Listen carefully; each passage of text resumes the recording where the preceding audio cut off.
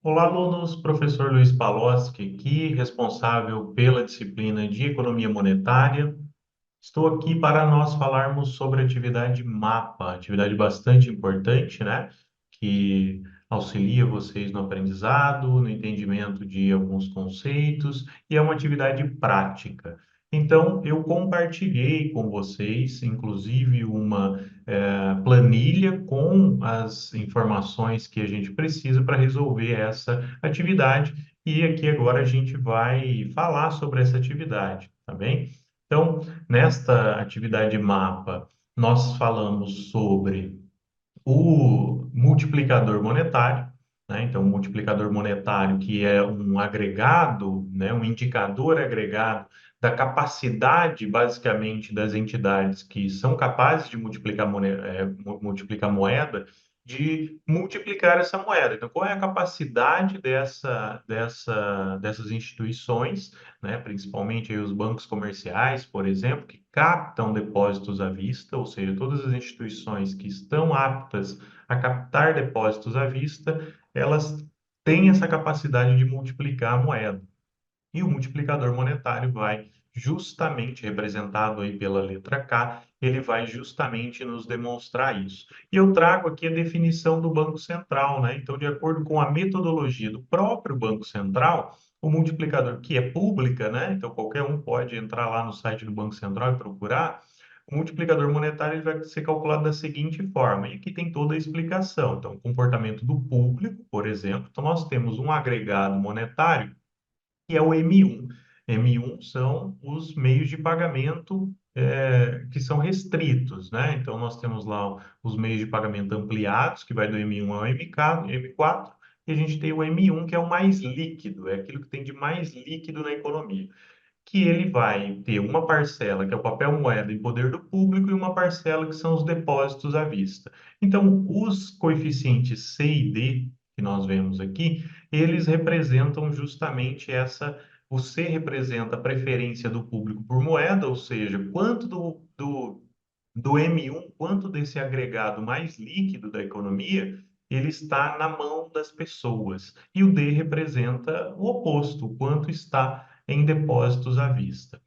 Também considera, de acordo com a metodologia do Banco Central, o comportamento dos bancos. Então, vai olhar, e o Banco Central divide entre R1 e R2 as reservas, né, dos bancos. Então, o R1 representa a taxa de encaixe corrente, em moeda corrente, então em moeda mesmo, aquela moeda que fica nos bancos para eles honrarem ali as retiradas, enfim. E o R2 representa a taxa de reservas bancárias. Então, o Banco Central faz essa distinção, que daí o R1 vai ser justamente o encaixe em moeda corrente, CX, dividido pelos depósitos à vista, ou seja, para saber a proporção, né? Quantos por cento, basicamente, se a gente multiplicar por 100, a gente vai ter em percentual, mas é uma proporção de quanto dos depósitos à vista os bancos deixam em encaixes aí em moeda corrente e o RB, que são as reservas. Então, quanto dos depósitos à vista que os bancos recebem, eles deixam em reservas bancárias.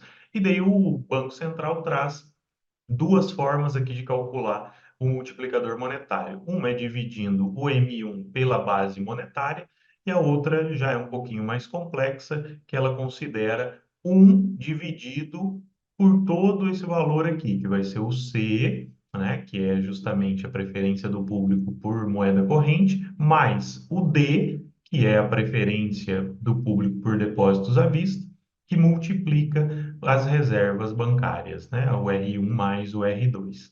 E daí, enfim, apresento toda essa definição e apresento que existe mais uma forma de calcular o multiplicador monetário. Então, tem uma, duas, três formas da gente chegar no multiplicador monetário. Então, a terceira forma seria justamente esta daqui que eu apresento, que é pegar um dividido por um menos o D, que é a preferência por depósitos à vista, que multiplica um menos as reservas bancárias, né? E o R aqui representa o R1 e R2 que nós acabamos de ver.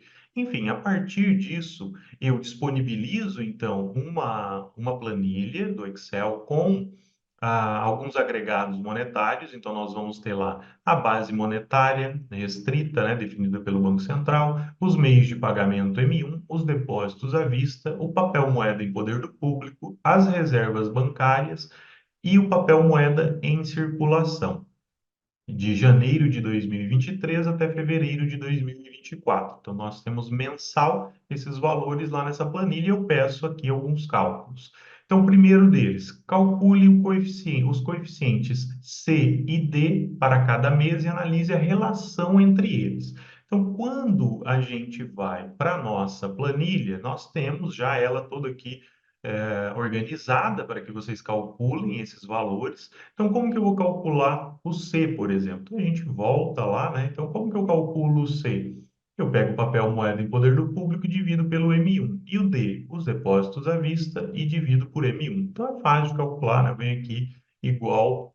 Vou pegar então o papel moeda em poder do público, divido pelo M1. Então, vou dividir pelo M1, vou deixar aqui, né, uma coisa que eu peço atenção, que é para que coloque todos os valores com arredondamento matemático para duas casas decimais. Então, se eu quiser mais casas, né, se eu quisesse mais casas, menos casas, eu colocaria aqui, mais casas aqui, mas eu mantenho em duas casas. E daí, para calcular para os demais, eu não preciso fazer muito esforço, né? Simplesmente eu posso arrastar aqui e eu já tenho o cálculo do C, ou seja, da preferência do público por moeda corrente. Então, eu peguei papel moeda, dividi por M1. Para calcular o D, eu venho aqui e faço igual, calculo os depósitos à vista dividido pelo M1. Então, mesma coisa, eu vou arrastar aqui, vou encontrar todos os valores. E eu peço para analisar a partir disso, né? Então, fez o cálculo, analise a relação entre eles. Então, qual é a relação entre eles? Bom, se eles são a proporção de um mesmo agregado, então, se o M1 é composto por depósitos à vista e papel moeda em poder do público, essa proporção ela tem que sempre somar um, né? Então, quando eu tenho, se eu olhar aqui, né, eu vou ter que a soma é sempre um. Se a gente olhar aqui embaixo, a gente vê que a soma é sempre um. Então, se um aumenta, o outro necessariamente diminui, tá? Então, se um aumenta, então, por exemplo, aqui diminuiu o C, aumentou o D, né? Aumentou o C, diminuiu o D, e assim por diante, justamente porque eles são uma proporção de um mesmo valor, de um mesmo agregado. Avançando, eu peço também para que calcule os coeficientes R1 e R2 para cada mês. O que são os R1 e R2? Então, R1 é a taxa de encaixe em moeda corrente, está aqui, é o CX, né, que vai ser os encaixes em moeda corrente dividido pelo depósito à vista. E o R2 vai ser justamente as reservas bancárias, que são as reservas bancárias que já estão lá na nossa planilha, dividido pelos depósitos à vista. Só que tem um porém, nós não temos o valor do CX. A gente precisa calcular o CX, tanto é que existe um espaço aqui, né, para a gente calcular o CX. Como que é calculado o CX, que são esses encaixes em moeda corrente? É simplesmente o papel moeda em circulação menos o papel moeda em poder do público. Então, primeiro passo, vamos calcular o CX, papel moeda em circulação, menos o papel moeda em poder do público. Então, igual papel moeda em circulação, menos o papel moeda em poder do público. Vou encontrar os valores, arrasto aqui, né? Seguro no cantinho aqui, arrasto, a gente vai encontrar para todos os valores. A partir disso, eu consigo calcular, então, o R1 e o R2. Então, R1 é o CX sobre os depósitos à vista, então vai ser igual ao CX dividido pelos depósitos à vista. O meu R2 vai ser igual a o RB sobre os depósitos à vista, as reservas bancárias, então igual RB dividido pelos depósitos à vista. Eu vou selecionar os dois aqui e já vou justamente ah, arrastar os dois e a gente consegue calcular todos eles, né? Então, essa é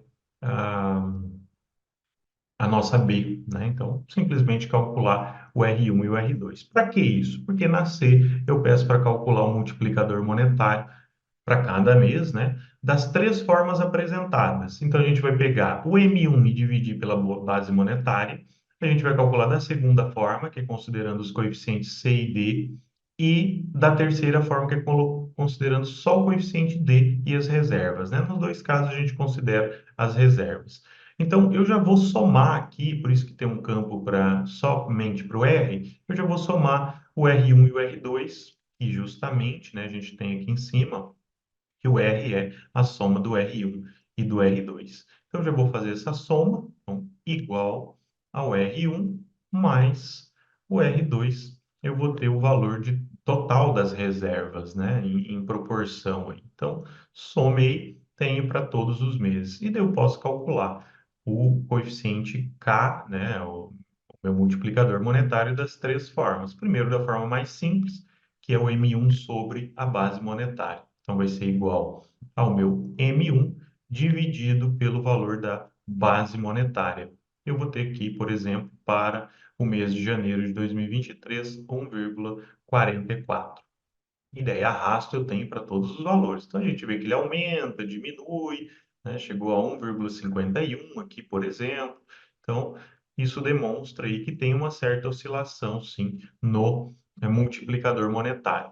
E as outras formas de calcular é para que a gente consiga comprovar de que as três formas vão dar exatamente o mesmo resultado.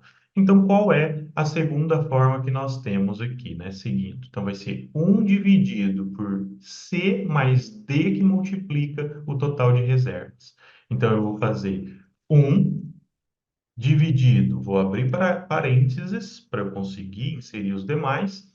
Tenho que colocar o C, né?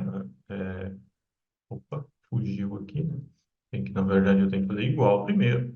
A 1 dividido, aí abro parênteses, pelo C mais o meu D, que multiplica, abro parênteses novamente, eu posso fazer a soma do, do R1 mais R2, eu posso simplesmente multiplicar pelo R, né? Eu não precisaria abrir o parênteses ali. E chego exatamente no mesmo resultado. Se eu arrastar, eu vou comprovar que todos os valores são os mesmos. E a terceira forma, a gente vai fazer 1 dividido por 1 menos o coeficiente D, que multiplica 1 menos R. Então, mesma coisa, vou dar um igual, 1 dividido, abro parênteses, por 1 menos o coeficiente D, que multiplica, abre parênteses novamente, 1 menos o R. E daí fecho os dois parênteses. Vou chegar exatamente no mesmo valor. E daí a gente arrasta, encontra, a gente verifica que todas as três formas de calcular dão exatamente o mesmo valor, ou seja, elas são equivalentes. Tá bem? Então a gente consegue justamente verificar essa propriedade aí das formas diferentes de calcular o nosso coeficiente K, que mede o multiplicador monetário. Além disso, na C, eu peço, né, então, que analise a relação entre o D, que é a preferência das pessoas por depósito à vista, o R e o multiplicador monetário.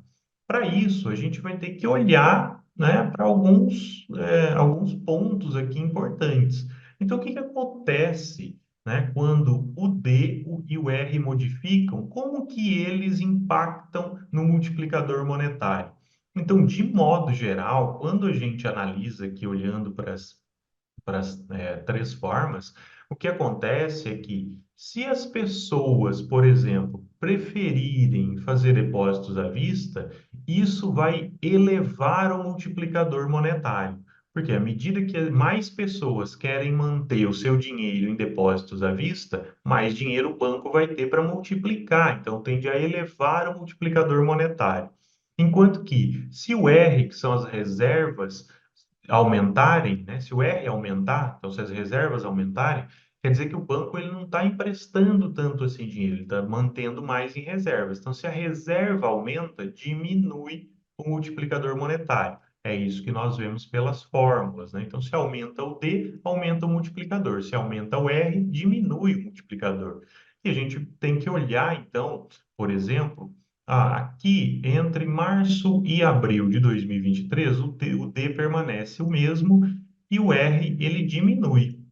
Então, Se quando o R aumenta, diminui o multiplicador, quando o R diminui, o multiplicador tem que aumentar. Então a gente vê que o D permaneceu o mesmo, mas o R caiu um pouquinho. O que aconteceu com o multiplicador? Aumentou, de fato aumentou. Então as reservas, os depósitos à vista permaneceram o mesmo, basicamente. As reservas diminuíram, logo o multiplicador aumentou.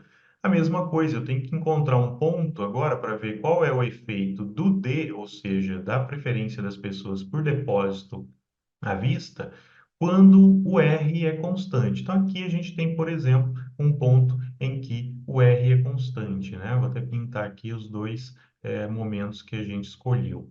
Então, a gente vê aqui nesse segundo que o R é constante, ele fica 0,39 enquanto que o D aumenta. Então, o D aumenta, foi de 0,53 para 0,54. Se o D aumenta, se as pessoas mantêm mais dinheiro em depósitos à vista, isso eleva o multiplicador. Eleva mesmo? Sim, elevou o multiplicador. Então, com isso, a gente consegue comprovar que aquilo que a gente está olhando, estudando, aprendendo ali os conceitos, eles realmente se aplicam com dados reais, dados que são disponibilizados, inclusive, pelo Banco Central, tá bem? Então, eu espero que essa explicação tenha ajudado na execução do mapa. Agradeço a atenção de todos e nos vemos na nossa aula.